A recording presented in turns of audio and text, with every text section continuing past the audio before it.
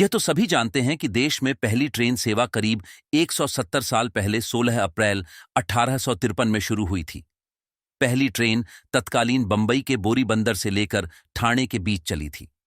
लेकिन क्या आप जानते हैं कि रांची शहर रेलवे के नेटवर्क से कब जुड़ा था और यहां से सबसे पहली ट्रेन कब चली थी? आइए आज हम आपको रांची में पहली ट्रेन चलने की कहानी बताते हैं। आमतौर पर यह माना जाता है कि रांची से लोहरदगा के बीच रेलवे ने नैरो गेज वाली लाइन बनाई थी और पहली ट्रेन भी इन्हीं दोनों स्थानों के बीच चली थी। लेकिन सच ये है कि रांची रेलवे के नक्शे पर तब आया था जब सबसे पुरानी रेलवे लाइन रांची से पुरुलिया के बीच बिछी थी। तब रांची और पुरुलिया दोनों बंगाल राज्य के अंतर्गत थे।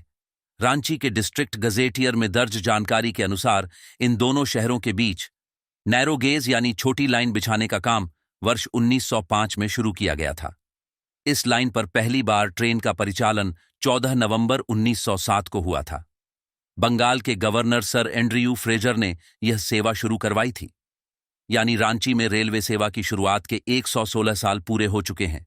ये वो समय था जब बंगाल का विभाजन नहीं हुआ था और बिहार अस्तित्व में नहीं था।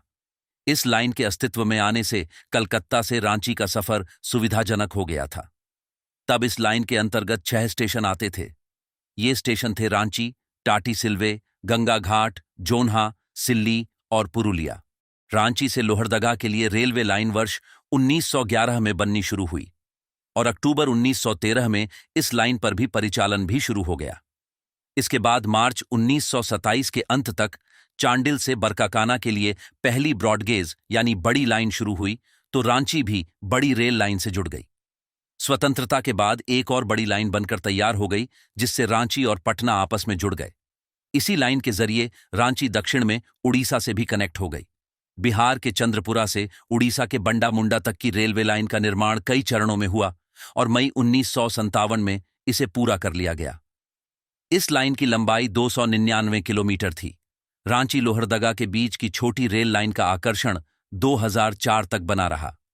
इस लाइन पर पैसेंजर ट्रेन बेहद लोकप्रिय हुई।